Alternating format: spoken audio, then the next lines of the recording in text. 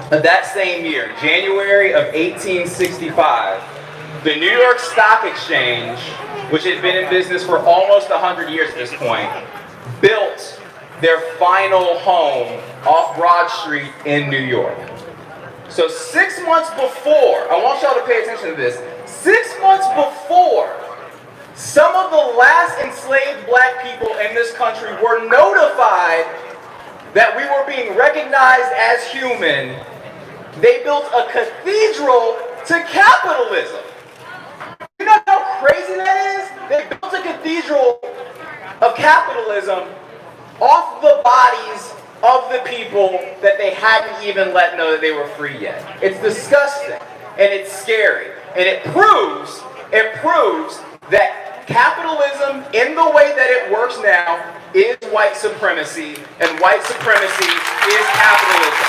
There is no difference. There's not one hand washing the other. They are the same hand. And it's important to remember that. Your dollars speak. You skip ahead about 100 years. What we know as black autonomy today comes from outside of, the abolishment of slavery. The Civil Rights Act of 1964 and the Civil Rights Act of 1968, right? That's not just black people, it's all races, creeds, genders.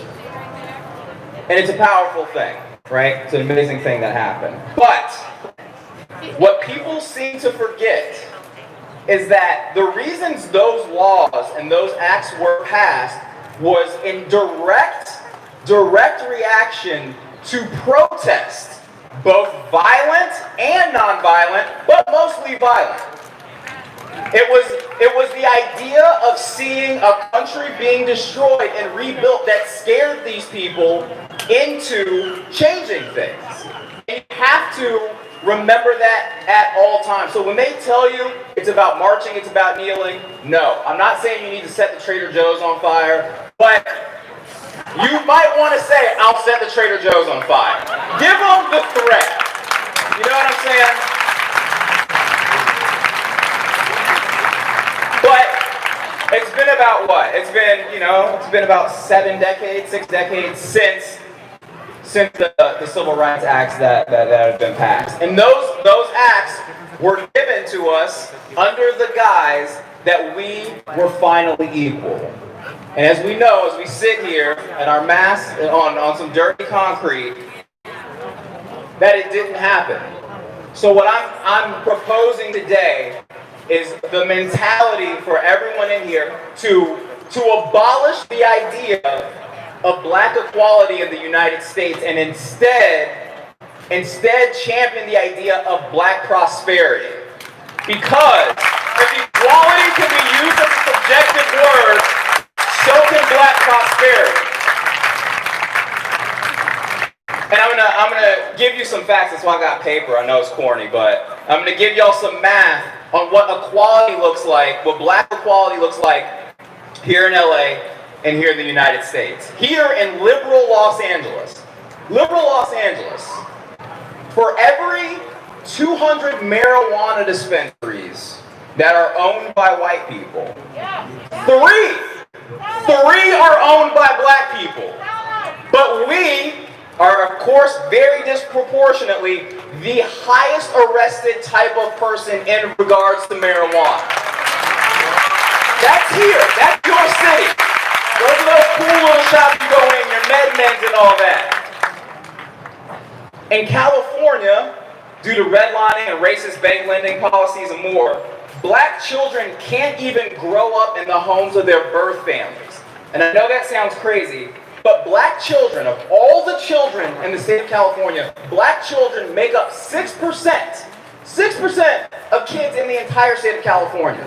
Black children make up a quarter of the children in California's foster care. A quarter. If you don't think that is mental warfare, if you don't think that's financial warfare, if you don't think that is a war against your health, you are crazy. We are not even allowed to grow up with our families because of a system that doesn't allow us to afford it. You don't have to clap, it's just. It's just a fact. I understand not clapping for something sad. Black women. Black women, you guys make up a little over 12% of the female population of the United States. You're 12% of the population of the United States. Of the female population, sorry. But black women make up a majority of black people who earn their post-secondary degrees, and you beat every other race of women in that category. You're the most highly educated people in this country.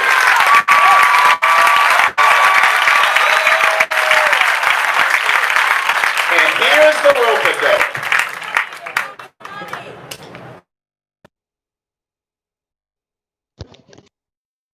Or a little bit lower, $61,000. A black woman with the same education or higher, $38,000. And that's why I'm calling for black prosperity. We have to, in addition, our black LGBTQIA family is under a physical threat disproportionate to almost anything we've ever seen in this country.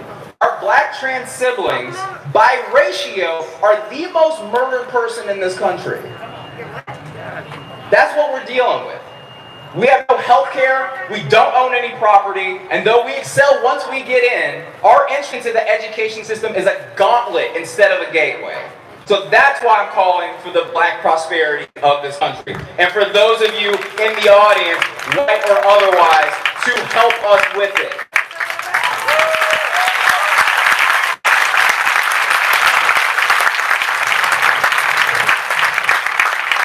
It's become abundantly clear that we don't need to level the playing field anymore. Because in a level playing field, they dig a ditch and force us to stand in it. What we want, we don't want a level playing field. We want you to build a mountain and make us stand on that. Because again, prosperity is objective just like equality is. I feel like demands that we can make that are simple, that are implementable, and they may not be equal, but they're fair. So I'd say, think about this. Think about, along with the abolishment of the policing system in this country, black prosperity should also be the abolition of school zoning, physical or otherwise.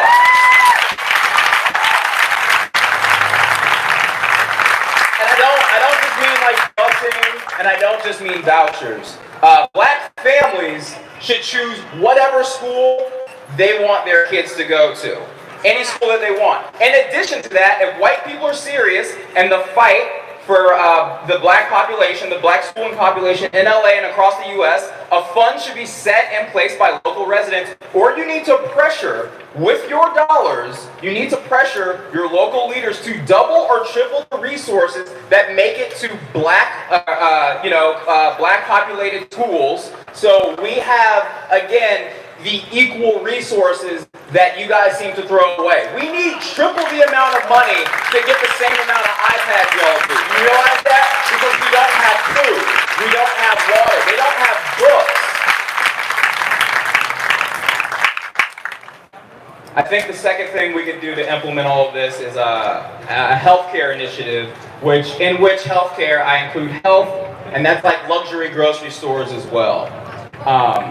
And I say that because our white citizens, I want y'all to mobilize, and you need to force your grocers, you need to force your local clinics to build in black communities where both of these businesses are nearly non-existent in black neighborhoods. We don't have, our grocery stores are the 7-Eleven. We don't get Whole Foods, we don't get Gelson's. You know, salmon is something that happens north of Wilshire. You know what I'm saying? Like, y'all gotta build in our communities. You need to build clinics in our communities. And I would also say, on top of that, if you are not willing to have these businesses build in our communities, you need to stop shopping there. And if you don't stop shopping there, I would put in place an initiative that has a sliding scale profit fee for the neighborhood in which it's built. Did you know that Whole Foods only builds stores in neighborhoods where there's a concentration of bachelor's degrees? Do you know that? They don't do that for us. You know, they don't even look to see if it's happening. happening. And these are the kind of things that you can talk to your, your white liberal neighbor about, but you got to call your cousin in Arkansas. You got to call, all the little weirdos next to Hollywood High School and let them know too. Because the problem is that everyone knows what poor is, but no one knows what black and poor is. And it's a big, big difference. And until you recognize that, nothing's going to get fixed. Because we need to be healthy. That's the point. We need to be healthy. Keeping black people sick, again, is white supremacy. And I hope you guys understand that. We can't get out and fight because we're at home. All right, this will be the last point, and then we'll electric slide or whatever. Make it take time. That would be a wild ending. We'll have the nail start. All right, my last point is banking and home lending. The biggest hurdle, it's the single biggest hurdle for black people in this country. And it's because through the ins and outs, sometimes we can get education as black women approved. Sometimes we can get healthy, we can get everything we need, but it doesn't matter how educated we are, how prepared we are. None of that matters once a black person is sitting in front of a lender and they are looking at us through the prism of their systemic racism, of their bias, of all the things that they've been told by the company not to give us. So what I would argue is, and this will be the last thing, this is for everyone, I think we need to flood the banking system with black and racial minority leaders, and we incentivize the job with financial benefits if need be. Because you don't need a master's degree for that. We can get a few people in there, be like, look, if it takes a few of us throwing a few extra dollars and be like, consider this overtime, then let's do it. But that's the only way we're ever going to be able to fix things. And lastly, white allies, you need to use your lending and your spending power to act as co-signers for these loans that would otherwise be rejected, no matter our failures or successes, because you do it for each other all the time. You pull each other out of bankruptcy, you get the apartment for one another. Do it for us. We ain't doing that but trying to start a streetwear company. So these are the systems that have been designed and modified over centuries to destroy black progress in its tracks. So it's up to us to destroy those systems, and if you disagree with any of that, get out of our way because it's happening regardless. We've tried equality on their terms, and now it's time to experience prosperity on ours. Thank you, Shannon. As always, Black Lives Matter. Put your fist in the air. God bless every one of you.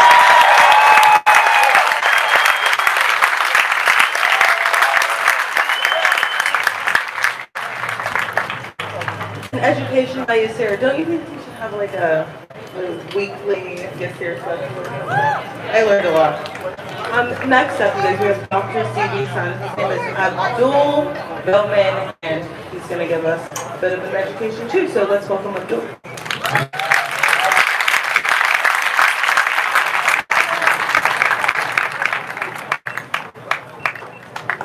Abdul Bellman, everybody. Happy Juneteenth, everyone. And I'm not going to stand here and lie. I am messed up seeing all you white people out here supporting. I said, I guess y'all come out and said, we have to support Juneteenth because they always support 4th of July with their barbecues and everything. But anyway, I'm Abdul Bowman, Dr. Sebi's son. Now this is a question for the white people only. I'm going to see how far my father has reached outside of the black community. How many people out here besides black know about Dr. Sebi? Not that many, okay? Let me tell you who Dr. Sebi was, because he passed away in 2016. Dr. Sebi was an African-American man,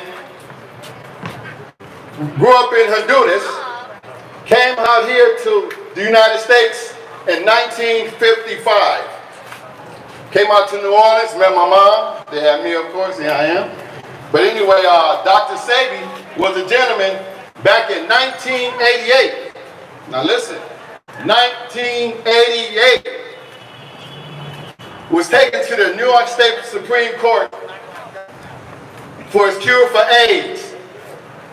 Not only did my father was brought before the United States Supreme Court for his cure for AIDS, but he also they was trying to charge him for practicing medicine without a license and all of that stuff.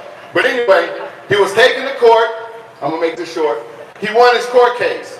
But let me tell you, when he won his court case, this how systemic the racism is here in America.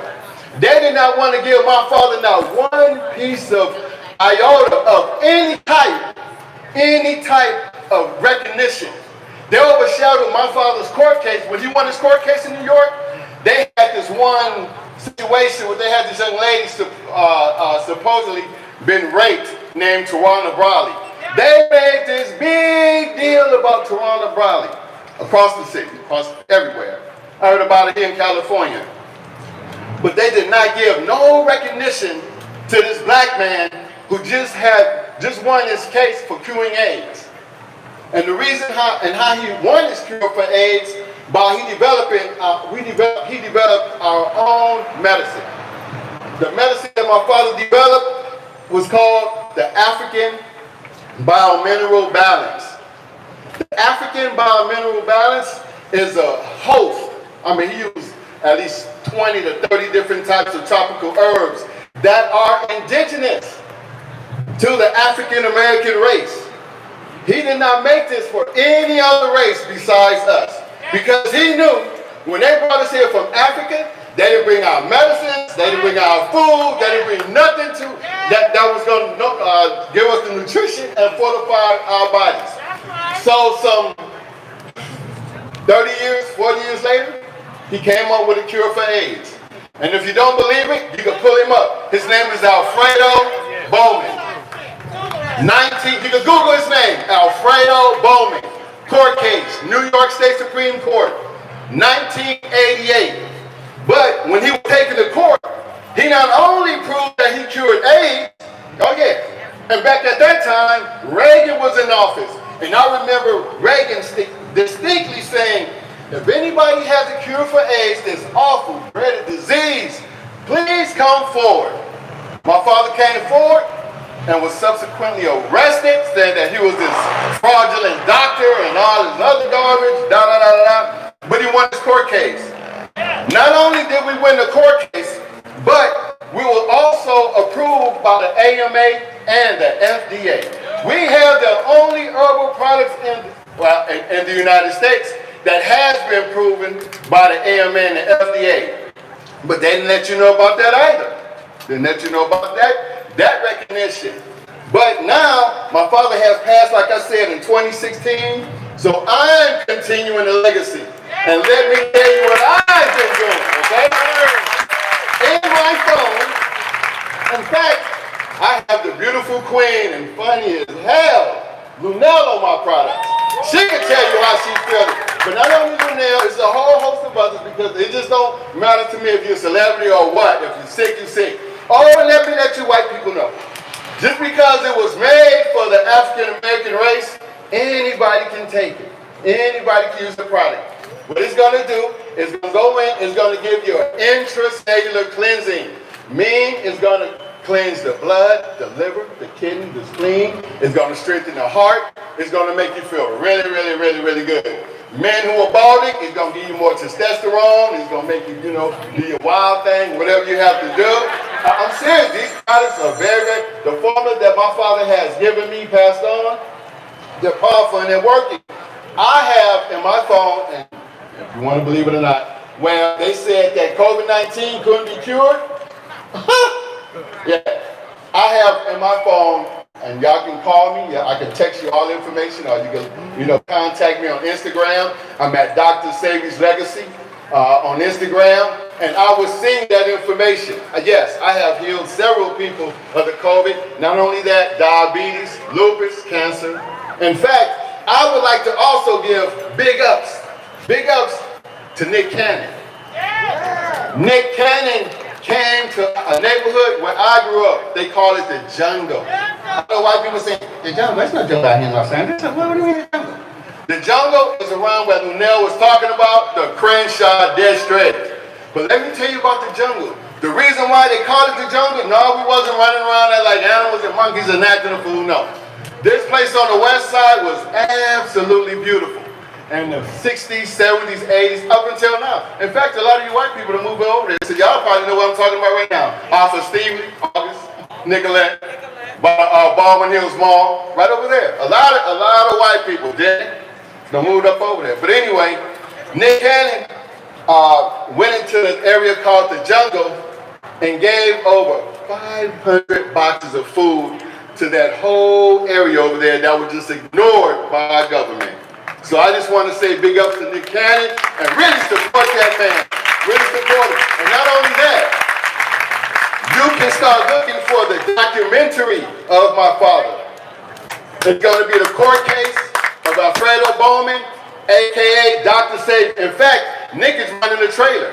Nick came through for me and my family right when Nipsey Hussle was murdered. Y'all know about Nipsey. I know a lot of white people, they know about Nipsey now. You know what I mean? Y'all may not knew about him a few years ago, but Nipsey Hussle was a beautiful brother out there in our community, giving back to the community.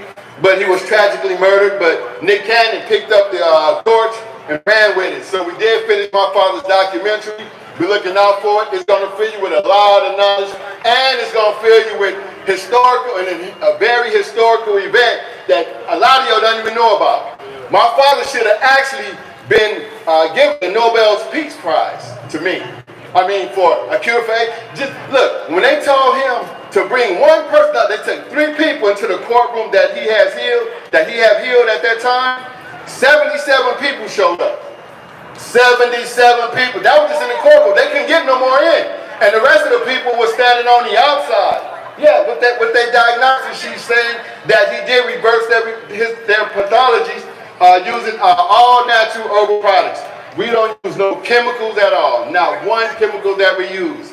All right, so I'm Abdul, Dr. Sebi's son, and y'all look out for the documentary. And thanks for the support.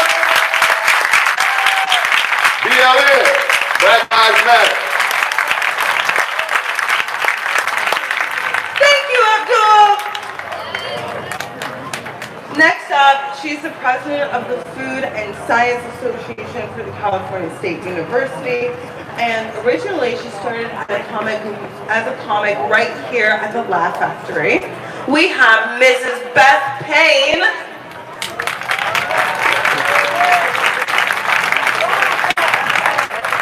God bless you. Everybody, I am so excited. 21 years ago, I started doing stand-up here at the Laugh Factory. And Jamie gave me, along with many comics who aspire to be here and other comics who have been here, an opportunity. He gave us a chance to make you smile and make you laugh and make you forget about your problems. And comedy is healing, and it is a blessing. And what I loved about the Laugh Factory, and I still do, is it's so multicultural. It's so embracing of everyone, no matter where you come from, no matter what you represent in terms of your religious backgrounds. Entonces es muy importante para la gente escribir y aprender cosas de diferente. I come from a people who don't want to, who only are not limited to one language, but multiple languages. Today on Juneteenth, it was important for Jamie, I guess, to have me come up here because I'm back in college that I started back 5 years ago.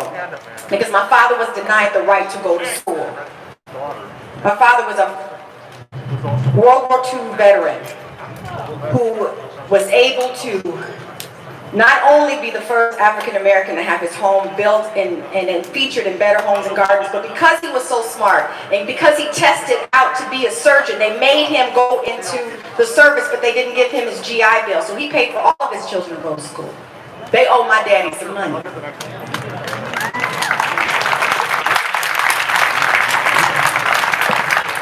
I want my beautiful African American and Latinos and all of my indigenous culture people to understand that you have an opportunity to go back to school now. If you fill out FAFSA right now, there are scholarships that you can receive because California is a right to go back to school state. So even if you don't have the money available to you, you are in a state where they will make it possible. I don't care what color you are. They'll make it happen for you. No longer do any of us need to utilize these opportunities to not be better and do better and be more. I don't care if I have a movie out tomorrow, I'm going to still go to school. Why? Because it's an opportunity.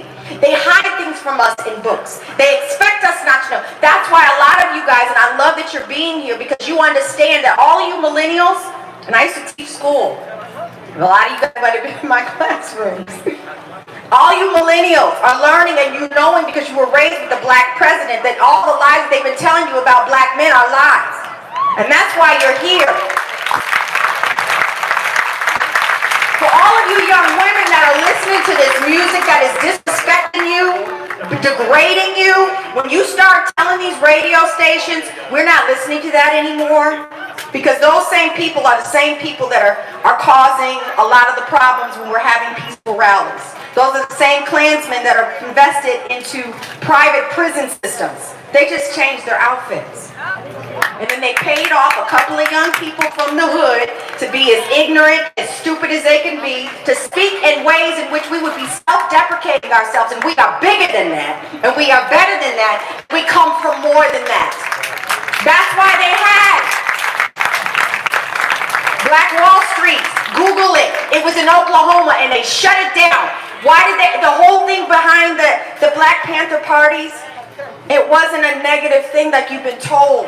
It was something to protect young people. It was something to protect women and children so they could go to school and they could learn things to grow themselves, to gain education, to gain financial generational wealth. Sometimes you gotta go backwards so that you can go forward. So don't worry about when they're giving you money. If I see another person bragging about buying something that you really can't, if you can't buy the car straight out, then don't buy the Beamer, Benz, the Bentley, Jesus. Come on. You don't have, who are you trying to impress? People that don't even like you? I'm just saying. The Gucci, the Prada, I've never seen a seed of Gucci bag being planted in the ground and coming up as life. But if you learn and get you an agricultural degree, if you learn how to plant seeds, and we got some of the most incredible botanists in prison right now for weed, for selling for weed that's free 99 up and down the damn street. I'm over it. I have cousins who went to jail, who spoke more languages than I do, have been castrated in the prison systems for the same thing that this country is now taxing and regulating. It's very unfair. The welfare system was set up so that you could be used to and systematically be used to not going to work for yourself so that you get comfortable and get lazy and not want more. But you can go to school. You can make it work for you. You can find out the foods that you need to eat that edify your body, your mind, and your spirit. I am 48 and a half, killing it. You hear me?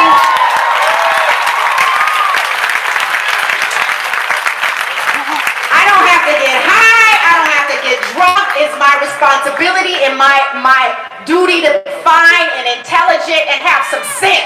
And it's yours. To every actor and actress and comedian, I love you. This is one of the hardest jobs on the planet, to sell yourself. But don't you dare sell yourself cheap. Yeah! You can walk away from any job. The same money you would pay on a Gucci belt, some Louis Vuitton shoes, baton. Better baton your ass in the classroom somewhere. It's different. You guys, it's so different. These white professors, they want you to learn because they're mad too. Everybody is not angry. They're not angry at you, they're angry for you, and they want you to win. And that's what I see in this audience, is a bunch of people of all colors that represent all things.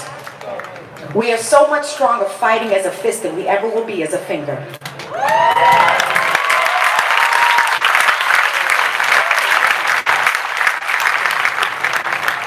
There have been laws and regulations that have been designated to give children of color, especially free milk and dairy products. Do you know why? Because they've been putting chemicals in there. And when you're eating this fast food that they don't have in Beverly Hills, but they will have it over here in these other neighborhoods, when you're seeing the food that they have in Beverly Hills that you don't see over here in Crenshaw and all these other areas that are mainly African American before you all have gentrified them, they'll change, I'm sure. But they've been feeding our children garbage. So systematically what they've done is what they've been doing is just giving you poison. You're eating the poison. You don't even know you're eating the poison because mama made the poison casserole, daddy ate the poison. So we don't have systematic. It's not a disease that runs in your family, baby. It's a recipe. So when you learn how to eat better for your body, because we come from people that ate from the ground. We come from people that know what the earth is about and how to harvest and how to grow land and make it work for us. That's where we come from. If you've got Indian blood running through your body, it is in you to grow. It is in you to learn how to till land. And if you don't learn some things, get you some friends. But this isn't a time to cower down. This isn't a time to be high. This is a time for you to pay attention. I promise you. And there's going to be a lot of people that are going to divide and conquer all of us. It's the goal. We're not fighting. We're not fighting a person. We're fighting a spirit. And that spirit is nervous because we're coming together and we're thinking outside of the box. You got to come outside of the box. So that means you got to pull back and be easy and not have whatever. It don't matter. Because what God is, I believe in Jesus, my thing. So, the story about David and Goliath, right? So David was a boy, the youngest of all of his brothers, to replace a king named Saul, right? David was fearless, and he had to go and find this one rock to kill a giant. He didn't have an army behind him. He didn't have Google. He didn't have Facebook. He didn't have Instagram. But what he had was his heart and his faith and his spirit. He knew that if God was for him, then nothing could be against him. The way that we honor these people that have gone on, that have been killed, that have been slain, that have been disrespected, is by allowing this moment to open up your mind and your spirit. There's no way in hell that you should be any different. You should not be the same coming from this. Nobody should be the same. When people come at you with that negative, get back with that. Because it's an energy. If I throw something at you, you're going to feel it. You're feeling it now. So if someone's giving you negative energy, if they're bringing gossip, if they're bringing drama, you don't even know if it's true. Because a lot of times, that's what the enemy does. He doesn't move through strong people. He moves through weak ones. So we got to think outside the box. We are so much more than the lies that they've told us. We as a people, all of us, black, white, Latino, Asian.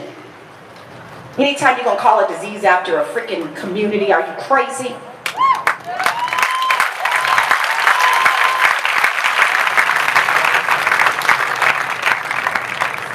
We represent this ground that Indians, Native Americans, and Latinos and African Americans and Chinese Americans came and settled and made. That's why they put them out, because they do business.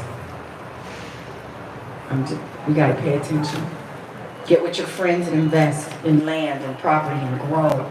I don't care if you go buy with your Trader Joe's, get you some organic. Start small and get your organic herbs, okay? Yeah, you can do it. It's cool. Start getting your spirulina, that's right. Your echinacea, your golden seal, your black seed oil. Get in touch, because this is all from our roots. All this health stuff and nutrition and wellness, that's from your roots. Because they didn't have cyanide. They had to figure it out, and we don't know what's going on. So you need to get you with some friends that you think are really crazy to do all that gardening. Get you a friend, because that might be the only person that can save you. God bless you. Father, I just thank you for all these people. I ask that you cover them, and that you bless them, and you empower them. Psalms 91 over all of you. Google it. I don't care what you believe in, but I just know a man named Jesus. And there's something about that name. God bless you. Thank you, Jamie. I don't know where you are, but I love you. God bless. Thank you, Beth. I'm not a vegan, and she's teaching me. I'm not doing well at it. We'll go over that later. Next up, Tehran. Get up here. Real quick, I just want to say I'm a black man. I'm alive, and I like to keep it that way. That's not even Tehran. That's Malik right there. Don't worry, we only have 42 more speakers. If you guys stick around for a little more. First of all, I want to say thank you to the Laugh Factory. Thank you to Jamie Masada. When they have the Black Lives Matter sign up there, they actually mean it. They've had that up since day one. A lot of comedians' voices, including my own, come from this factory right here. Because you see a lot of businesses put up Black Lives Matter on their businesses now. Now they just print out the paper and stick it up. And they say Black Lives Matter, but they really mean don't break our windows. That's what they really mean. But not here at the Laugh Factory. We mean Black Lives Matter. When you see it here, they mean that. My life does matter here. By the way, I have a show here every Monday and Thursday. Whatever, I'm a black-owned business. Support.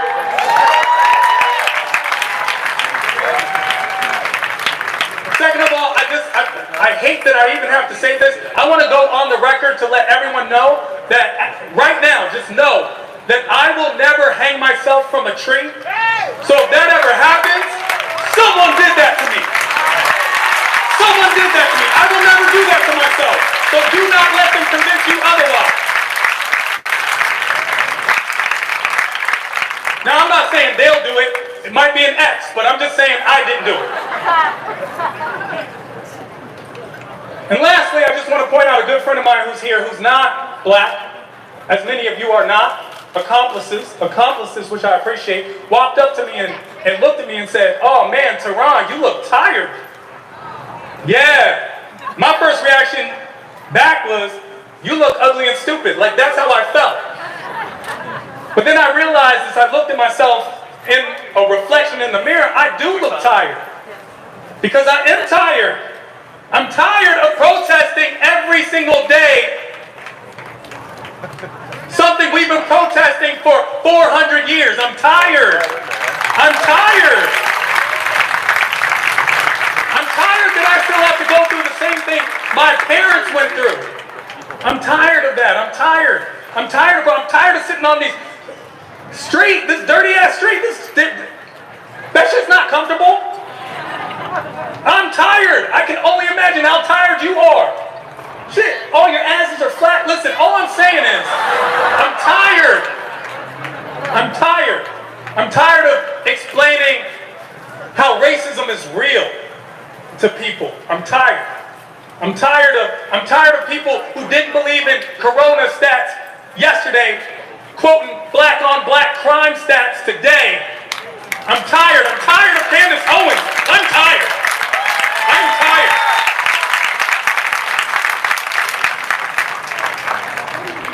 My dad's Persian, my mom is black. My dad came to this country looking for a better life, better opportunity. I'm tired. I'm tired for him. I'm tired for him. I'm tired. I'm tired of having the conversation with people, and I don't know if you've ever done this. I've done this, where I've thought about what would I do in a moment of time. You know that part in history where good meets evil and right meets so very wrong? Where we all look back and we wonder what we would have done in that moment in time? I mean, we all know the answers now. We all know the right answer now. Time has told us the truth. We know which side of history is the right side of history. But right in that moment, you ever have that thought, what would I do during civil rights protests? What would I have done during the civil rights movement? What would I have done during desegregation or abolishment of slavery? What would I have done during the Holocaust? Who would I have been? You ever think about that? Don't. You're doing it right now. Whoever you are now is who you would have been then. So all of you in the streets with us now, you would have been in the streets back then too. And all the people who are staying home, they would have stayed home then.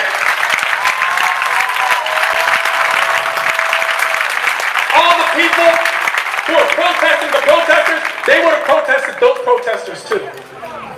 And all lives matter would have been a water hose. Black crime stats would have been the segregation sign. Candace Owens is the you can't sit here. All the people who right now are so upset about the protesting and wish it would just stop because it's annoying. It's not that bad. Because it doesn't affect them. It's not that bad, even though we clearly know it's not that good. It's not that bad. All those same people, who would they have been during the civil rights movement? They would have said the same thing. Why can't you just let things be? Change is uncomfortable, it's inconvenient. Progress is not fun. And here we are today. This is who you are. And I just want to tell those people, all the people fighting for the Confederate flag, what flag would you have fought for then? What flag represents you then? Who do you think you would have fought for? What flag looks more like yours? The American flag or the Nazi flag? They're still fighting. So all of you, just remember, look in the mirror. Look in the mirror, because mirrors aren't just for reflection. They're for correction. Often when we look in the mirror, we reflect, we also correct. We wipe something off, we adjust our collar, we fix it, we make it better. So it's not too late. It is not too late. It is not too late. But the next time you ask yourself, what would I have done then? Who would I have been? Just look at yourself now, because then is right now. I'm tired. All right, guys, last but not least, she is intelligent, she is smart, she is funny, she's my sister in the struggle, and my friend, Mrs. Tiffany Haddish.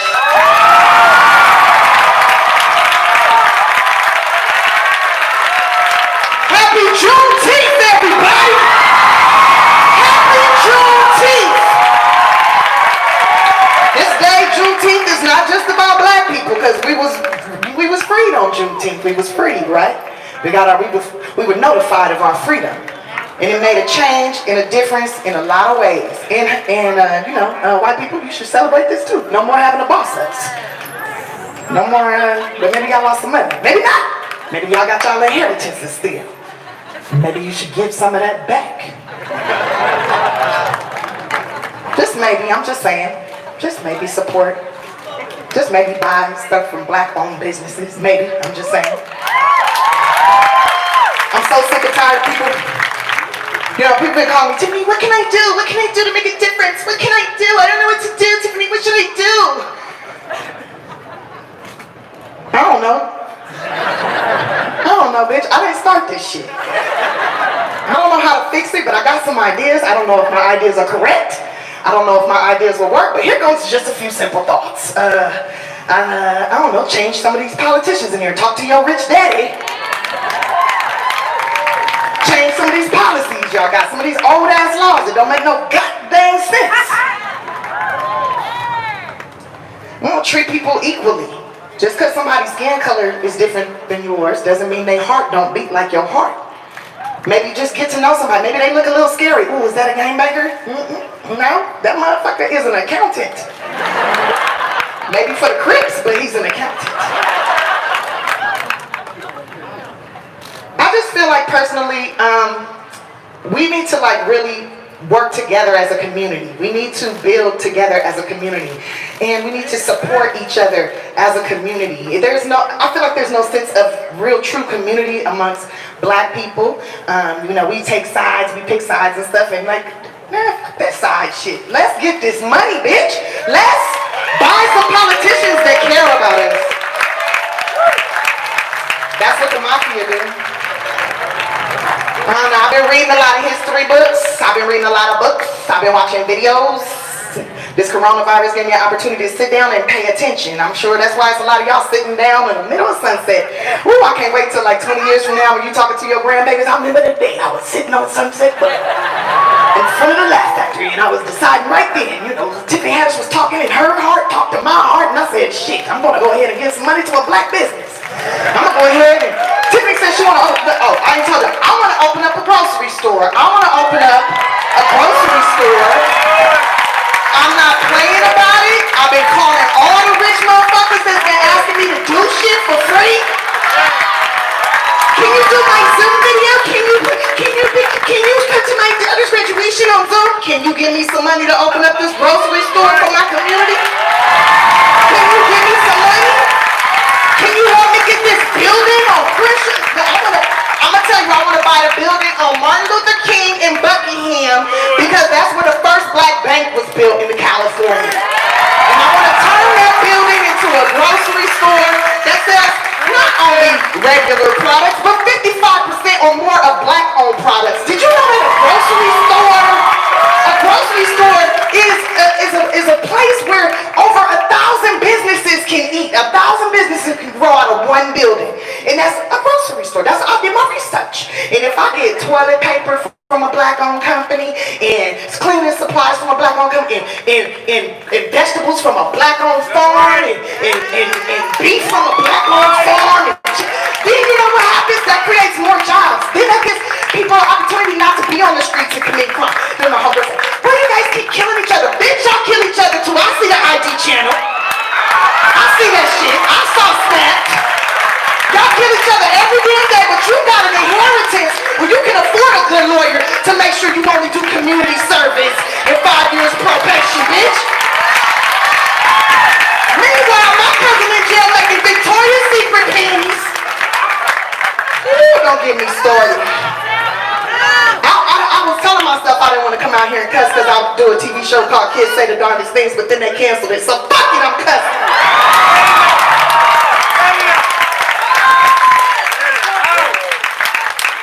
I'm not mad about them canceling it because, you know, kids is a lot of work and I can't always talk unfiltered around them. But hey, sometimes they need to hear the unfiltered truth so that their hearts can be different. You know, it's a shame. Like a lot of the people say, well, I don't understand why there's different races. I don't understand why people are like this because their grandmama, their granddaddy taught them that. These are things. Racism isn't something that you're born with. It's something that is learned. So it is your job now as the millennials, as Generation X, to teach your children differently, to be yeah, okay, sometimes you do gotta be aware. Some people do look like they suspects. I ain't gonna lie. I've grabbed my backpack a few times. But everybody isn't. And you don't have to be disrespectful to someone because you're afraid of them. How about just go away from them? Walk away. Don't say shit. If this person makes me uncomfortable, their energy ain't right for your energy, get away from their ass. Go somewhere else. Yeah, you know somebody like, I'm gonna call police on them because they don't like the way they having their picnic. Bitch, do you even know how picnics started? Do you even know the history of picnics? It's where slave masters used to get together and put their slaves in competition against each other, and if they lost the competition, they would kill them. Cut their toes off. Castrate them. And you wonder why we look at y'all crazy sometimes. I'll tell you, but sometimes I'll be looking at white men like, do you know what your great-great-great-great-great-daddy did? One of my homegirls got mad at me because I went and got a gun. Why'd you go get a gun? It's because I grow vegetables and somebody might try to come steal my shit. This is my land. I own this. This is my land. And if anybody white can have a gun, then I should be able to have a gun too.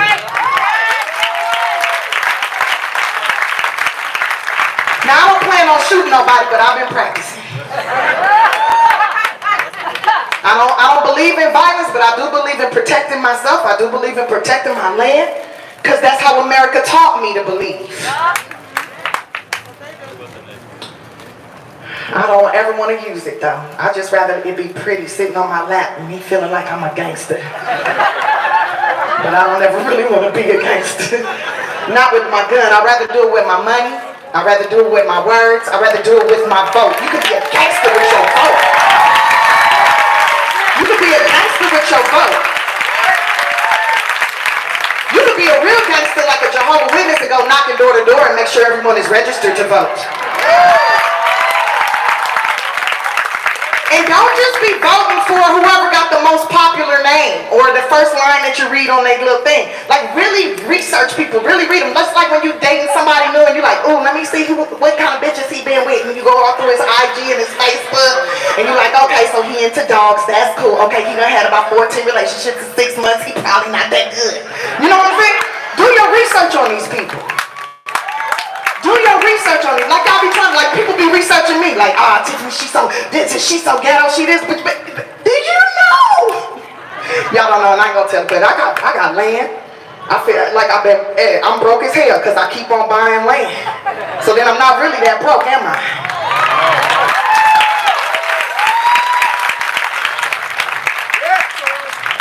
I don't even own the land. I put the land in my family name, so if something happened to me, my family can have. My family can have. I want my family to have generational wealth just like anybody else. I want my family to be succeeding and have prosperity and abundance just like anyone else in this country. You know, this is the country where you're supposed to be able to pursue happiness however you can as long as you're not hurting nobody else. But it seems like a lot of motherfuckers is pursuing happiness and hurting other motherfuckers. And I don't like that shit.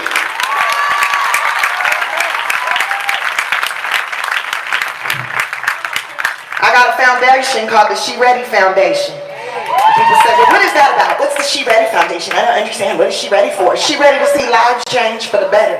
I work with foster youth.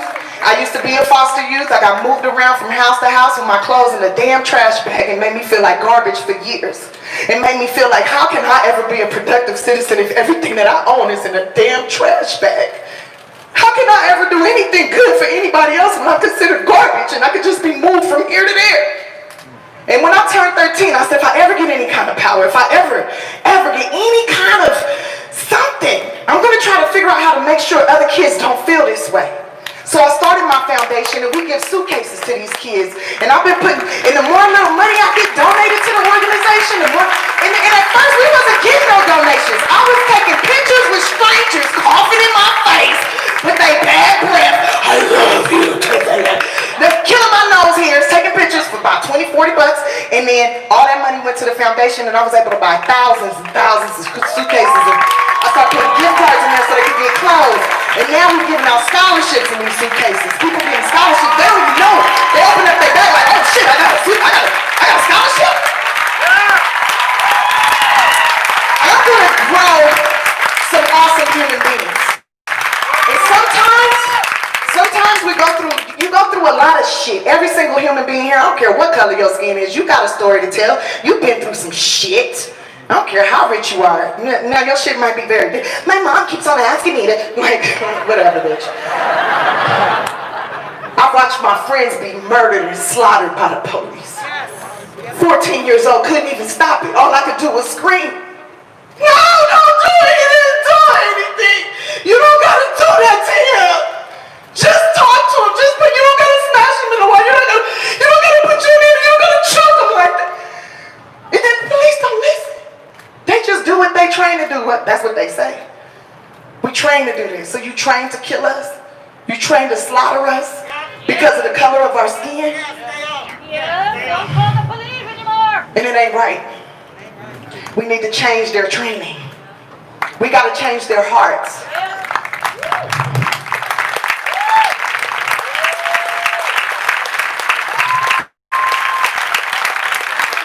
I'm tired. I'm fed up. I don't want to scream out no more. I don't want to have to yell, don't do that! There's children watching this! I don't want to do that anymore. And I shouldn't have to do that anymore. We shouldn't have had to do it in the first place. I shouldn't have seen that at that age. But I did. I did see it. It still messes with my spirit to this day. I get pulled over, I'm scared. How many jokes can I crack to this police officer to make him laugh where he feel like, okay, she not a threat? How big do I gotta smile? Am I gonna have to jack him off for my life? I don't know. I'm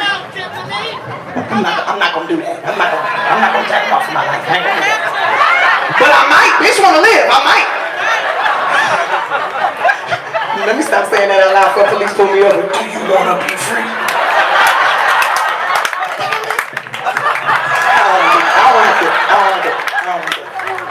Now I can see the front page of Google right now. Tiffany says she'll jack off police for life. I fucking hate the front page of Google. They be twisting your words. But it's okay if it brings awareness. It's okay if it opens up someone else's heart to really investigate and take a look and make a rational decision, use their discernment to contribute in some kind of way. And that's what I'm gonna do. And I'm just gonna make sure that what I can control around me is gonna create generational wealth for everyone who works with me, creates change. It's all right, brother, it's all right. Yeah, say what you got to say. Now see, if he was on the east side doing that in front of some police, they would look at him, they would try to figure out if he white or black. And if they thought he was black, he gone. He just get to walk through and talk crazy. They would shoot him real dead. He would be full of holes. But look how he can walk through us and talk and say whatever you want. And that's what I would like for all people. Say what you want, but don't put your hands on me. Don't try to take my children away from having opportunity. You know, I don't care if you're prejudiced. Prejudice be prejudiced all day. But that racism really affects lives. That hate. It really affects a lot of lives. Lives you may never even meet. So, before I start crying because I'm ovulating, I get real passionate with my extra. Get real passionate and protective with my extra. Because they want to live. They want to be fertilized. They want to get out into the world. They want to be people. But I'm scared to give birth to those people. I'm a little bit afraid to give birth to a baby because how do I know that my baby won't get killed for walking down the street? I don't know if my little black baby won't get slaughtered for saying, no, officer. You don't know. And I guess that's the plight of being a parent. You don't know when your child is going to come home, if they're going to even come home. It's just a little bit, I think it's more easier for someone who's white because if your child don't come home, y'all gonna tear everything down. Y'all will just systematically fire anybody we gotta be able to have that power too. Everybody should have that power.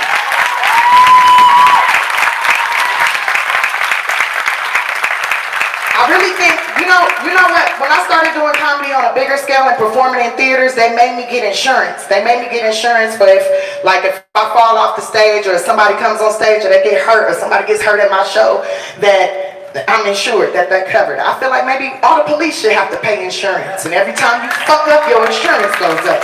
And if you fuck up too many times, your insurance policy is canceled. And when your insurance policy is canceled, you can't work at this motherfucker no more. And if you commit a crime in the process of your shit being canceled, maybe your ass go to jail too. See what that shit feel like. Hopefully you don't drop the soap, officer. Don't drop the soap, officer.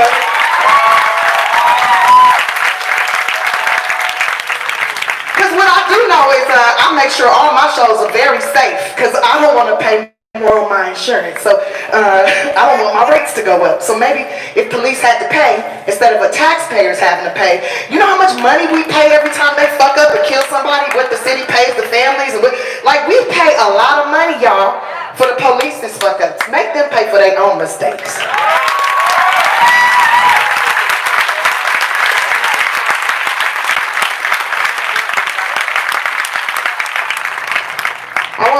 I want to say thank you to everyone who came out here today. Listen to all of us talk. Thank you for your support. Make sure that you support the organization that made this possible. They got this street shut down and everything. It's a Black Women League.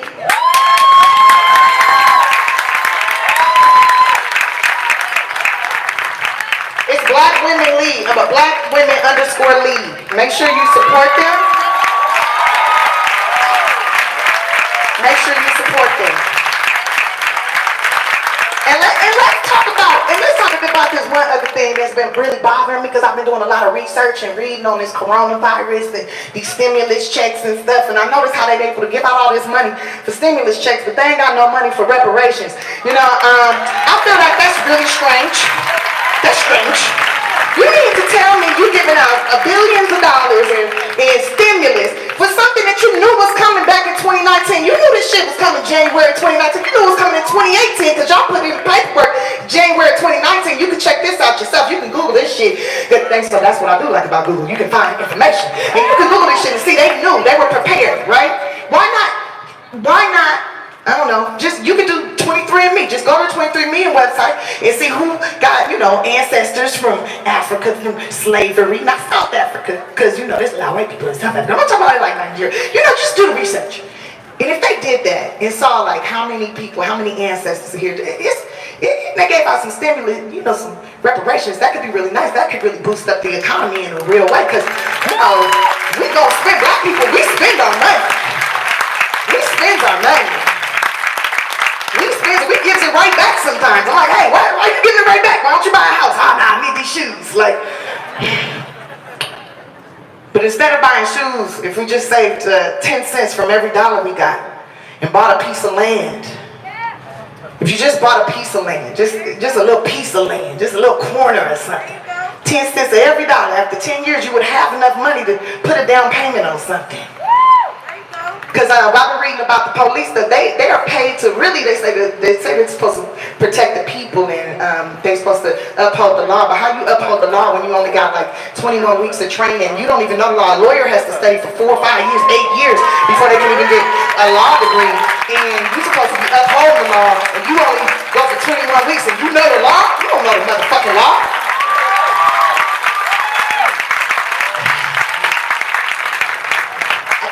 Need more training and really true understanding of the law, and maybe train them in de-escalation instead of escalating a situation.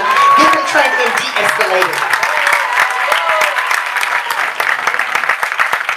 But if we saved our money and we pieced up, like I see other communities, I see communities, they will live 5 in a house, buy them a little restaurant, expand. They will take a 2-bedroom house. They'll buy that little house on 6,000 square feet of land. They'll buy a little 2-bedroom house, and then they'll build that 2-bedroom will be an 8-bedroom house in 2 years. Okay, I seen it right on 54th and Western. The house I was born in, somebody bought it. A Spanish family bought it. It was 8 people living in that house. 2 years later, that house was a 6-bedroom house, and they own a restaurant down the street. They doing well. They work together as a team. I feel like we should work together as a team. Because we might not all see things the same way, but if we work together, if we piece our little savings up, we all say 10 cents. I've been saving 10 cents. That's how I was able to get my land. So get your land.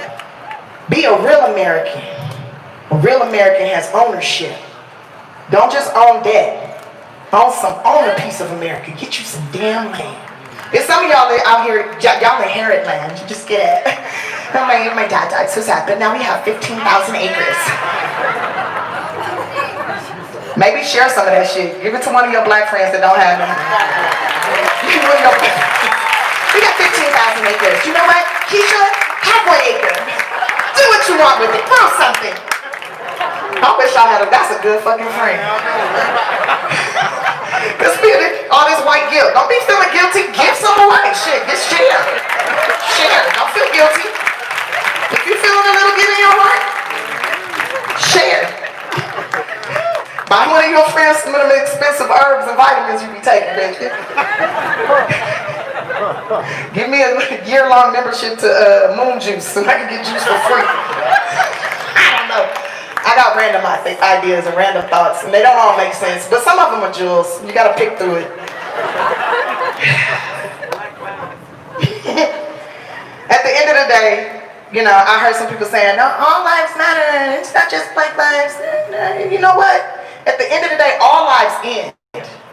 All of our lives will end at some point in time. All black people is asking for is for it not to end over some dumb shit. All black people are asking for is the same fair chance that you got. That's all we asking for. And after a while, people gonna get tired of asking. And then you know what happens then. My name is Tiffany Haddish.